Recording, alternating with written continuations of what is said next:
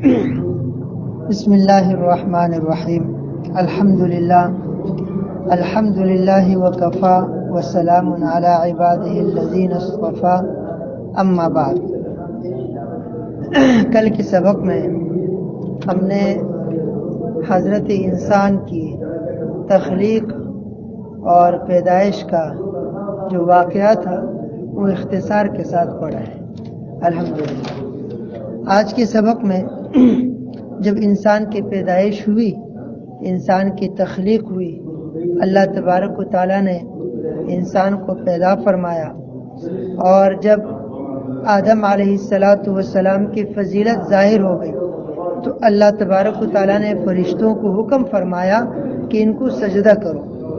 اللہ تعالیٰ نے فرشتوں کو حکم فرمایا کہ ان کو کیا کرو؟ سجدہ کرو. وَإِذْ قُلْنَا لِلْمَلَائِكَةِ اسْجُدُوا لِآدَمَ فَسَجَدُوا، یہاں سے ہے حکم تو پہلے سے دیا جا چکا تھا، جیسے کہ قرآن کریم کی دوسری صورتوں سے اور دوسری آیات سے معلوم ہوتا ہے. سورہ اسفات میں بھی اس کا ذکر ہے، اور ربما یود الذین کفروا سورہ حجر ہے نا، اس میں بھی اس کا تذکرہ ہے. فَإِذَا سَوَّيْتُهُ وَنَفَخْتُ فِيهِ مِن رُّوحِي فَقَعُوا لَهُ سَاجِدِينَ. اللہ نے فرمایا کہ جب میں اس کو بنا دوں، برابر کر دوں اور اس میں اپنی روح پھونک دوں تو تم اس کے لیے سجدے میں گر پڑنا. لیکن جب ان کا علم اور فضل ظاہر ہو گیا، سجدہ کرنے کا سبب یعنی حضرت سیدنا نبینا آدم علیہ السلام کی کا افضل ہونا معلوم ہوا تو گزشتہ حکم کا اعادہ فرمایا، اس کو لٹایا. حکم کیا تھا کہ بھائی تم وہ جو پہلے حکم ہوا تھا کہ جب میں اس کو بنا دوں تو تم اس کو سجدہ کرنا، تو اب اس حکم کو دوبارہ لٹایا گیا، اس کا اعادہ کیا گیا تاکہ فرشتے اپنے عمل سے ان کی فضیلت کا اقرار کریں، ان کی فضیلت کا کیا کریں اور حکم کے مطابق سجدہ کریں، اور حکم کے مطابق کیا کریں؟ سجدہ کریں. لہذا فرشتوں نے سب کے سب نے حضرت سیدنا آدم علیہ السلام کے لیے سجدہ کیا، سجدہ ریز ہوئے. اور آدم علیہ السلام کی تخلیق سے پہلے ہی جو فرشتوں نے کل کے سبق میں جو آیا، جو یہ سوال اٹھایا تھا کہ وَيَسْفِكُ الدِّمَاءَ، کہ یہ کیا کریں گے؟ زمین میں فساد پھیلائیں گے نا، زمین میں کیا کریں گے؟ مَن يُفْسِدُ فِيهَا وَيَسْفِكُ الدِّمَاءَ، یہ خون خرابہ کریں گے اور فساد پھیلائیں گے. وہ جو سوال اٹھایا تھا اور اس سے جو ایک طرح سے ایک فضا گویا کی بن گئی تھی، گویا کہ انہوں نے اس کی تلافی کر دی، سجدہ کر کے اللہ کے حکم کو مان کر اس کی کیا کر دی؟ اس کی تلافی کر دی، اس کا ازالہ کر دیا، گویا کہ اللہ تبارک و تعالیٰ کو راضی کر دیا. اب یہاں بات تو یہاں تک ہو گئی. اب سوال یہ ہے کہ جو ملائکہ کو سجدے کا حکم ہوا اور ملائکہ اور فرشتوں نے فسجد الملائکۃ کلھم، تمام کے تمام ملائکہ اور فرشتوں نے سجدہ کر لیا، آیا اس کا حکم کیا ہے؟ یہ سجدہ کیا تھا؟ عبادت کا سجدہ تھا، تعظیمی سجدہ تھا. اس سجدے کی حیثیت اور حکم کیا ہے؟ چنانچہ اس کے بارے میں لکھا ہے کہ یہ تو یقینی طور سے ہر مسلمان جانتا ہے کہ یہ سجدہ عبادت کا سجدہ نہیں تھا. عبادت کا سجدہ وہ صرف اور صرف اللہ تبارک و تعالیٰ کے ساتھ خاص ہے. اللہ تعالیٰ کے سوا کسی کو بھی عبادت کا سجدہ نہیں ہو سکتا، کسی کو بھی نہیں ہو سکتا. پھر یہ کون سا ہے؟ اس کے بارے میں مفسرین نے دو باتیں لکھی. ایک بات تو یہ فرمائی ہے کہ بعض رات نے فرمایا کہ سجدہ تو اللہ تعالیٰ ہی کو تھا. یہ سجدہ حقیقت میں کس کو تھا؟ اللہ تعالیٰ ہی کو تھا. آدم علیہ السلام کو صرف قبلہ بنایا گیا تھا.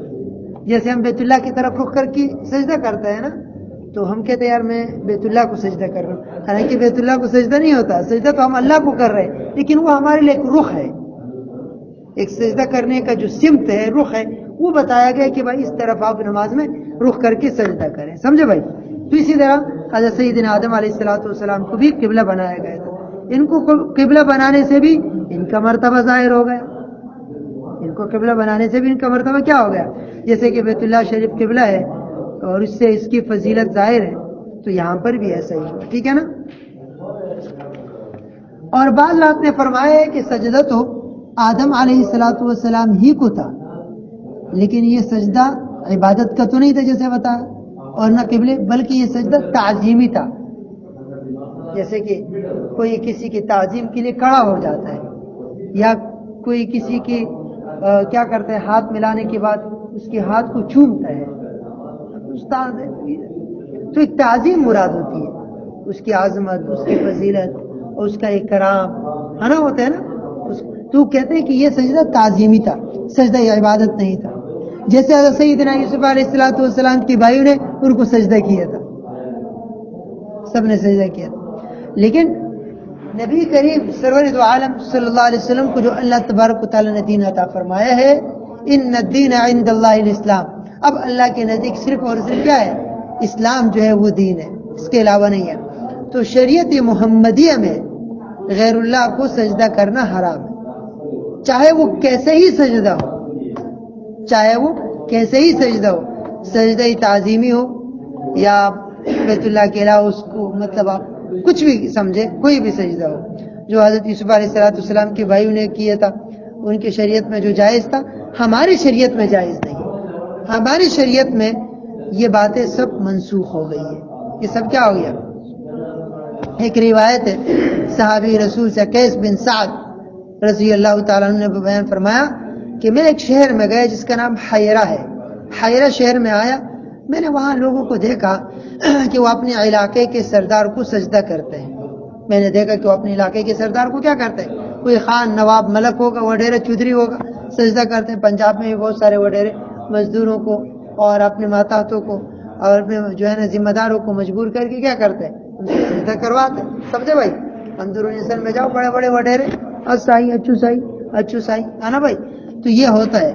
تو کہتے ہیں کہ جب میں نے دیکھا کہ وہ اپنے سردار کو سجدہ کر رہے ہیں، تو میں نے دل میں کہا کہ رسول اللہ صلی اللہ علیہ وسلم تو اس بات کا زیادہ مستحق ہے کہ آپ کو جو ہے نا سجدہ کیا جائے.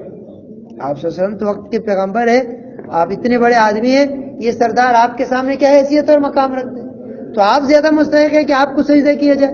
چنانچہ میں نبی کریم صلی اللہ علیہ وسلم کی خدمت میں حاضر ہوا اور میں نے عرض کیا کہ میں اس طرف فلاں شہر گیا تھا، وہاں میں نے دیکھا کہ لوگ اپنے سردار کو، خان کو، نواب کو، چودھری کو، وڈیرے کو کیا کر رہے تھے، سجدہ کرتے تھے. تو میرے نزدیک میں نے یہ بات سوچی اور میرے یہ بات ذہن میں آئی کہ آپ سے زیادہ اس بات کو اور کون مستحق ہو سکتا ہے، اس سجدے کے تو آپ زیادہ مستحق ہے، لہذا آپ کو ہم سجدہ کریں. آپ نے فرمایا، آپ صلی اللہ علیہ وسلم نے فرمایا، دیکھیں سنیں، آپ نے فرمایا اگر تم میرے قبر پر گزرو گے تو کیا سجدہ کرو گے؟ تم میرے قبر پر گزرو گے تو کیا سجدہ کرو گے؟ میں نے عرض کیا کہ نہیں. فرمایا مجھے سجدہ نہ کرو، اگر میں حکم دیتا کہ کوئی کسی شخص کو سجدہ کرے تو عورتوں کو حکم دیتا کہ وہ اپنے شوہروں کو سجدہ کرے، اس حق کی وجہ سے جو اللہ نے شوہروں کو عورتوں پر رکھا ہے، اس حق کی وجہ سے جو اللہ نے شوہروں کا عورتوں پر رکھا ہے. یہ روایت ہے، ابو داؤد شریف کی غالباً روایت ہے. اس سے معلوم ہوا کہ نبی کریم صلی اللہ علیہ وسلم کی شریعت میں سجدہ تعظیمی کسی کے لیے جائز نہیں، نہ زندہ کو، نہ مردہ کو، نہ مرشد کو، نہ قبر کو، نہ استاذ کو، نہ پیر کو، نہ وڈیرا کو، اور نہ چودھری کو، اور نہ خان کو، اور نہ نواب کو. سمجھے بھائی؟ کسی کو بھی سجدہ کرنا جائز نہیں ہے. بہت سے احادیث میں ہیں جن میں غیر اللہ کو سجدہ کرنے کی ممانعت آئی ہے. سمجھے بھائی؟ بعض رات نے سجدہ تعظیمی کی حرمت پر قرآن کریم کے ایک آیت سے بھی استدلال کی ہے، وَأَنَّ الْمَسَاجِدَ لِلَّهِ فَلَا تَدْعُوا مَعَ اللَّهِ أَحَدًا، کہ یہ مساجد اللہ تبارک و تعالیٰ کو سجدہ کرنے کی جگہ ہیں. ان مساجد میں اللہ تبارک و تعالیٰ کے ساتھ کسی ایک کو بھی مت پکارو. اس لیے ہمارے بعض رات فرماتے ہیں کہ بھائی مسجد میں چاندے کے لیے اعلان کرنا اچھی بات نہیں ہے. یہ وہ جگہ ہے، یہ وہ پاکیزہ مقام ہے جہاں صرف اللہ سے مانگا جاتا ہے، اور تم اپنی حاجت مخلوق کے سامنے رکھتے ہو. یہی وجہ ہے کہ عموماً یہ دیکھا گیا ہے، معاف کرنا، کہ مسجد میں جب چندے کا اعلان ہو اس چندے میں برکت نہیں ہوتی، اسے کام نہیں بنتے. اور وہ مسلمان یا مسلمانوں کا وہ طبقہ یعنی کس نوعیت کا نیچے آ گیا اور اتنی تنزلی کا شکار ہو گیا کہ انہوں نے اپنے احساسی ذمہ داری کو ایسا پسی پشت ڈالا ہے، اپنی پشت کی طرف ڈالا ہے کہ ان کو دین کے اوپر اور مسجد اور مدرسے کے اخراجات کو سمجھ کر خرچ کرنے کی توفیق نہیں ملتی. ان چیزوں میں تو اعلان کرنے کی ضرورت ہی نہیں ہے. جیسے بندہ اپنے پیٹ کے لیے کماتے، اپنے گھر والوں کے لیے کماتے، اپنے گھر کے اخراجات کو پورا کرتے، اسی طرح اس مسلمان کی یہ ذمہ داری ہے کہ بغیر کسی اعلان کے، بغیر کسی کا اس کو بتائے، وہ اپنی مسجد کی ذمہ داری کو سمجھے. جائے کہ ممبر پر بیٹھ کر یا مسجد میں جہاں اللہ سے مانگنا چاہیے وہاں بندہ کھڑے ہو کر مخلوق سے مانگتا ہے کہ بھائی 10 روپے جمع کرو، مسجد میں موٹر خراب ہو گئی ہے، مسجد کا بل آیا ہے اور مسجد کا کام چل رہا ہے. اسی بنیاد پر کہتے ہیں کہ مسجد میں اللہ کے ساتھ کسی کو مت. یہاں تک لکھا ہے کہ مسجد کے لاؤڈ اسپیکر سے جو میت ہوتی ہے نا، میت، اس کے نماز جنازے کا اعلان بھی ٹھیک نہیں ہے. یہ بھی ٹھیک نہیں، یہ بھی غیر کی بات ہے. یہاں تک بتایا کہ مسجد میں اگر آپ کی کوئی چیز گم ہو گئی تو مسجد میں یا مسجد کی لاؤڈ اسپیکر سے اس کا اعلان بھی نہیں ہونا چاہیے. ایک روایت میں آتا ہے نبی اکرم صلی اللہ علیہ وسلم نے فرمایا کہ اگر کوئی آدمی مسجد میں اعلان کرے کہ میری فلاں چیز گم ہو گئی ہے، کسی کو ملے تو واپس کر دے، مجھ تک پہنچا دے، تو تم اس کو یہ بددعا دو کہ اللہ کرے کہ تمہاری چیز گم رہے اور تمہیں نہ ملے. ہمارے بچے گم ہو جاتے، مسجد یاد آتی، میت ہو جاتی، مسجد یاد آتی، اعلان کر لو. اب اگر ہم کسی کو منع کریں گے یہ مولوی صاحب ٹھیک نہیں ہے، شریع مسئلہ بتاؤ، یہ مولوی صاحب ٹھیک نہیں، کیا کریں؟ اس لیے بندہ ایسے رہے نا کہ ان باتوں کی کوئی پرواہ نہ کرے. تو کوئی اٹھل تھوڑی ہے کہ اٹھل ہے کہ میں آپ کے ساتھ شریع مسئلے نہ بتاؤں اور آپ کی چاہت کے مطابق اور آپ کے ہاں میں ہاں ملا کر چلتا رہوں، اس لیے کہ میرے کسٹمر کم نہ ہو جائے، میرے گراہک کم نہ ہو جائے. شریعت کی بات بتاؤ، مانے بہت اچھی. ہاں یہ ہے کہ ادب کے دائرے میں، اپنے اخلاق کے دائرے میں کسی کی توہین، کسی کی تحقیر، کسی کی برائی، کسی کو اپنے آپ سے کم جاننا، یہ شریعت میں حرام ہے، یہ نہیں ہونا چاہیے. باہر تو وَأَنَّ الْمَسَاجِدَ لِلَّهِ فَلَا تَدْعُوا، اس سے بھی استدلال کیے. تو یہ ساری چیزیں ہیں کہ اللہ تبارک و تعالیٰ کے سامنے ہی سجدہ ہوگا، چاہے وہ تعظیمی ہو، چاہے وہ عبادت کا ہو، یہ سب کچھ اللہ کے ساتھ مخصوص ہے. اللہ تبارک و تعالیٰ کے علاوہ کسی کو بھی سجدہ کرنے کی اجازت نہیں ہے. یہ اس میں تھوڑی سی اور بھی تفصیل ہے، لیکن میں ترجمہ کر لے تو بات بہت لمبی ہو جائے گی. کیا خیال ہے؟ وَإِذْ قُلْنَا لِلْمَلَائِكَةِ اسْجُدُوا لِآدَمَ فَسَجَدُوا إِلَّا إِبْلِيسَ، اور یاد کرو اس وقت کو، قلنا جب ہم نے کہا، للملائکۃ فرشتوں سے، اسجدوا لآدم سجدہ کرو آدم کو، سجدہ کرو آدم کو، فسجدوا الا ابلیس، سو انہوں نے سجدہ کر لیا لیکن ابلیس نے، الا ابلیس، لیکن ابلیس نے سجدہ نہیں کیا. انہوں نے سجدہ کر لیا لیکن ابلیس نے سجدہ ابا، اس نے انکار کیا، واستکبر، اور تکبر کیا، وکان من الکافرین، اور وہ کافروں میں سے تھا. اور وہ کس میں سے تھا؟ کافروں میں سے تھا. اب اس میں کچھ اور بھی باتیں ہیں لیکن کسی اور وقت کر لوں گا، ٹھیک ہے نا. وَقُلْنَا يَا آدَمُ اسْكُنْ أَنْتَ وَزَوْجُكَ الْجَنَّةَ، بابا آدم علیہ السلام کی تخلیق ہو گئی، پیدائش ہو گئی، حوا بھی پیدا ہوئی نا. اب کیا ہے، اس کے بعد ان کو ٹھکانہ بتایا کہ رہیں گے کا. پہلا ٹھکانہ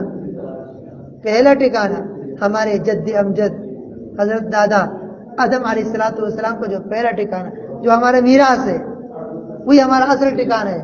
ہم وہاں سے آئے ہیں، دوبارہ بھی وہی جانا ہے، اور اسی جگہ جانے کے لیے ہم نے تیاری بھی کرنی ہے. اور جن جن اعمال اور جن جن کاموں کی وجہ سے وہاں کا ویزا ملتا ہے، وہاں کا دروازہ کھلتا ہے، وہ ایمان ہے، اعمال صالحہ ہے، نیک اعمال ہے. انہی اعمال کو اختیار کرنا ہے، تب جا کے وہ دروازے بھی کھولے گا، وہاں کا ویزا اور ٹکٹ بھی ملے گا. نہیں کریں گے ایمان نہیں ہوگا، اور ایمان کے ساتھ ساتھ اس پر اعمال صالحہ کی مہر نہیں ہوگی تو نہیں جا سکیں گے بھائی، نہیں جا سکیں گے. فرمایا وَقُلْنَا، اور ہم نے کہا، یا آدم، اے آدم، اسکن انت وزوجک الجنہ، تم اور تمہاری بیوی جنت میں رہا کرو، تم اور تمہاری بیوی جنت میں رہا کرو. وَكُلَا مِنْهَا، اور اس میں سے خوب اچھی طرح کھاؤ، اور اس میں سے خوب اچھی طرح کھاؤ. وَكُلَا مِنْهَا، اور اس میں سے خوب اچھی طرح رغدن، خوب اچھی طرح کھاؤ، حیث شئتما، جہاں سے تم چاہو، حیث شئتما، جہاں سے تم دونوں چاہو. ولا تقربا، لیکن ایک پابندی ہے، ایک ممانعت ہے.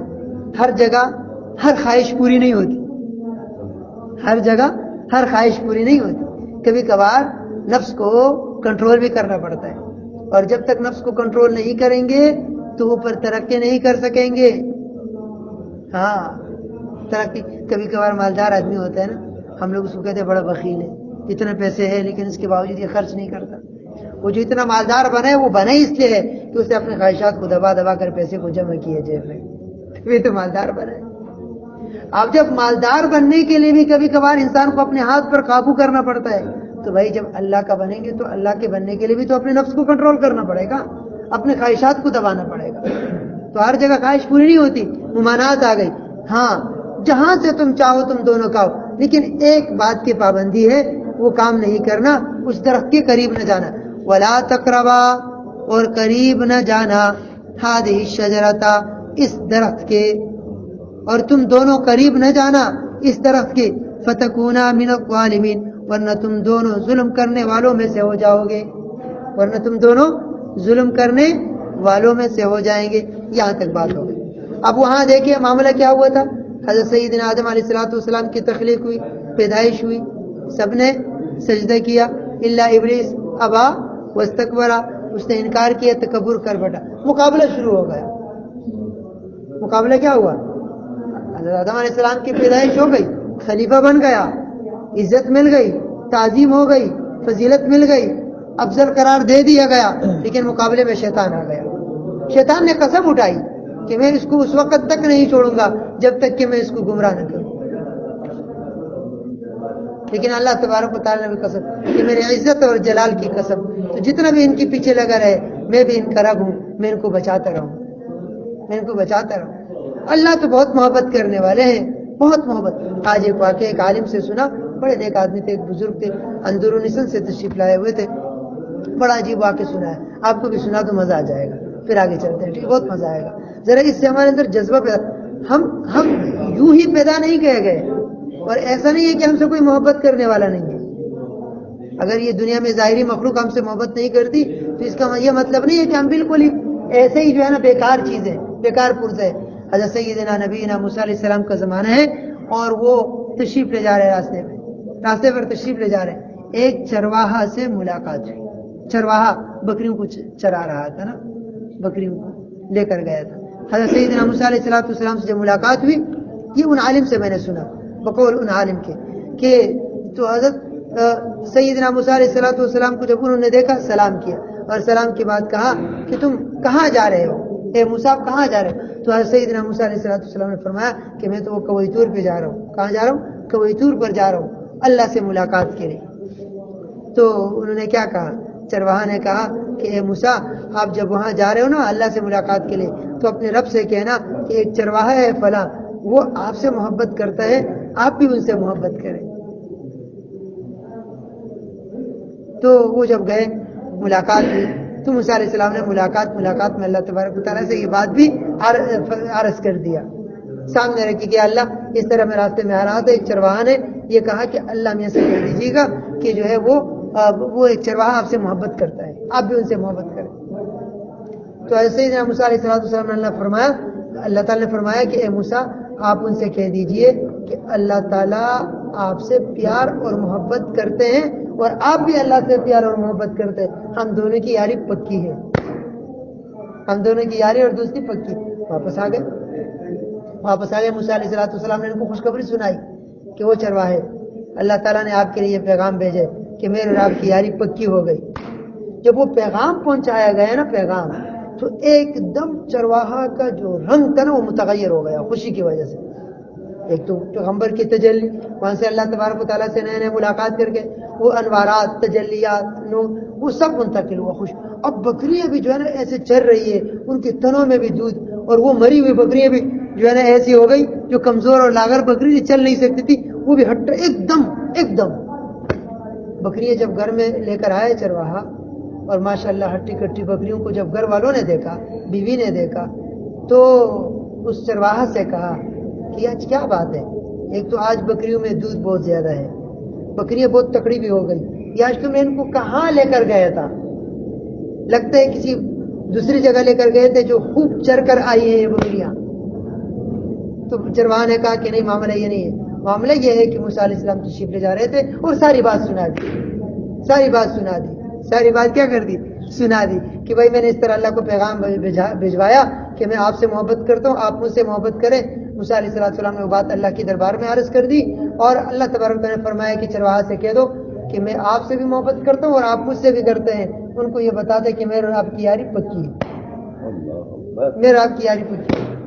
وہ بیوی اپنے آپ کو، بیوی تو بیوی ہوتی ہے، خاتون تو وہ کہنے لگے ہو یہ تم نے کیا کر دیا، یہ تم نے کیا کر دیا، اللہ تو بہت بڑے ہیں، بہت بڑے ہیں، اور تم نے بہت بڑے سے یاری شروع کر دی، اور جب بہت بڑے سے تم نے یاری لگا لی، دوستی کر لی نا، تو وہ دوستی میں آزمائے گا بھی، وہ دوستی میں کیا بھی کرے گا، آزمائے گا بھی بھائی، امتحان بھی لے گا۔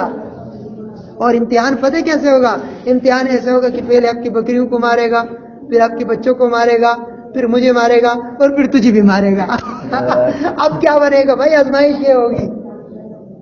یہ بقول ان عالم صاحب کے، انہوں نے سنا ہے، میں نے کہیں کتاب میں نہیں پڑھا، کتاب میں نہیں پڑھا، سمجھے؟ اب انہوں نے کہا یہ کیا بات ہوگی، یہ تو تعجب کی بات ہے، یہ تو تعجب کی بات ہے کہ معاملہ اس طرح ہے۔ تو خیر وہ اللہ آپ کا بھلا کرے، پریشان ہوئی، وہ بھی پریشان ہوا۔ اس نے کہا اگر ایسے ہے تو بہت بات خراب ہو گئی۔ تو بیوی نے کہا کہ تم ایسا کرو کہ جا کر جو ہے نا اپنے جو ہے نا موسیٰ علیہ السلام سے دوبارہ عرض کر دو کہ بھائی جا کر اللہ پاک سے کہو کہ اللہ آپ بہت بڑے ہیں، ہم آپ کی یاری اور دوستی کے لائق نہیں ہیں۔ اگلے دن گیا، موسیٰ علیہ السلام کا انتظار کرتے کرتے موسیٰ علیہ السلام تشریف لائے، آپ نے بات بتا دی کہ بھائی اس طرح معاملہ ہے، یہ معاملہ ہے۔ اس نے کہا ٹھیک ہے میں جا کے عرض کرتا ہوں۔ گئے کوئی طور پر اللہ سے ملاقات کی، اپنی بات چیت، اور ضمناً یہ بات بھی رکھ دی۔ اب جب ضمناً یہ بات رکھی نا، تو ضمناً یہ بات رکھنے کے بعد اللہ تبارک و تعالیٰ نے جواب میں فرمایا کہ اے موسیٰ تم جا کر ان سے کہو، اب سننے کی یہ بات ہے، یہ پوری بات اور پورا واقعہ اسی کے لیے سنا رہا تھا۔ فرمایا کہ اے موسیٰ تم جا کر ان سے کہو کہ ٹھیک ہے اگر تم یاری نہیں کرتے ہو نہ کرو، میری تو آپ سے دوستی اور یاری پکی ہے، میں تو کرتا ہی رہوں۔ اللہ وہ ذات ہے، یا ایھا الناس ما غرک بربک الکریم، یا ایھا الانسان ما غرک بربک الکریم، یہی ہے نا یا ایھا الانسان، الناس نہیں انسان، یا ایھا الانسان ما غرک اے انسان تجھے رب کریم سے کس چیز نے دھوکے میں ڈالے؟ دنیا میں ایک ماں کتنی محبت کرتی ہے؟ ایک ماں سے 99 درجہ زیادہ، یعنی یوں کرے کہ اللہ تعالیٰ کی محبت کے 100 حصے کر دے، ایک حصہ ماں کو دیے، 99 حصے اللہ نے اپنے پاس رکھے۔ اللہ اتنی محبت مجھ سے اور آپ سے کرتے ہیں، چاہے بندہ جتنا بھی گناہگار ہو جائے، یہ زمین سے آسمان تک پوری فضا اس کے گناہوں سے بھر جائے، پھر بھی اللہ تعالیٰ انتظار میں رہتا ہے کہ اب یہ بندہ میرے پاس آئے گا۔ اس لیے ایک بزرگ نے فرمایا کہ پوری کائنات میں کوئی بھی کسی کا اتنا انتظار نہیں کرتا کہ جتنا اللہ رب العزت اپنے بندے کی توبے کا انتظار کرتا ہے کہ یہ بندہ کب میرے طرف آئے۔ کوئی بھی نہیں کرتا، بار بار قرآن میں بتایا آؤ میرے طرف، توبو الی اللہ، توبو ففروا الی اللہ، اس انداز میں آؤ، رجوع کرو، دوڑتے ہوئے آؤ، بھاگ کر آؤ۔ اس سے ایک لطیفہ بھی یاد آیا، لطیفہ ہے بڑا اچھا۔ ایک آدمی، ایک بزرگ جو ہے نا، ایک بزرگ جو ہے نا کہیں آئے تو وہاں پر ایک صاحب ان سے بیعت ہو گئے۔ اب جب ان سے بیعت ہو گئے تو بیعت ہونے کے بعد جناب علی سلسلہ چلتے ہی رہا، اللہ نے اس کو مقام دیا۔ اب جب مقام دیے تو وہ جو مرید صاحب تھے نیک ہو گئے، بزرگ بن گئے، لیکن اللہ کی شان اس کی جانور تھے، کبھی بکری مر رہی ہے اور کبھی جو ہے نا بھینس مر رہی ہے اور کبھی جو ہے نا اونٹ مر رہا ہے، کبھی کیا ہو رہا ہے کبھی کیا ہو رہا ہے۔ آخر میں جو ایک بھینس رہ گئی ہے، ایک بھینس رہ گئی۔ جب ایک بھینس رہ گئی تو یہ بہت پستے بیچارے نے بہت پریشان ہوا نا کہ یار یہ میرا تو سارا مال ہی گیا، اب کیا بنے گا۔ تو ایک دن بھینس نے آوازیں دینی شروع کی نا، تنگ کرنا شروع کر دیا، تو اس کو غصہ آیا، اس نے کہا چپ ہو جا، تیرے لیے تو صرف اور صرف لوٹا اٹھانا ہی کافی ہے، اگر میں نے لوٹا اٹھایا اور وضو شروع کر دیا نا تو بھی جائے گا۔ یہ تو سیدھے سادے لوگ بھی ہوتے ہیں، ایسے سیدھے سادے لوگ۔ تو بہرحال بات یہ چل رہی تھی، وہ قلنا، اور ہم نے کہا یا آدم، اے آدم، اسکن انت وزوجک الجنت، تم اور تمہاری بیوی جنت میں رہا کرو، وَكُلَا مِنْهَا رَغَدًا حَيْثُ شِئْتُمَا، اور تم دونوں اچھی طرح کھاؤ جہاں سے تم دونوں چاہتے ہو. وَلَا تَقْرَبَا، اور نہ قریب جانا اس درخت کے ورنہ تم دونوں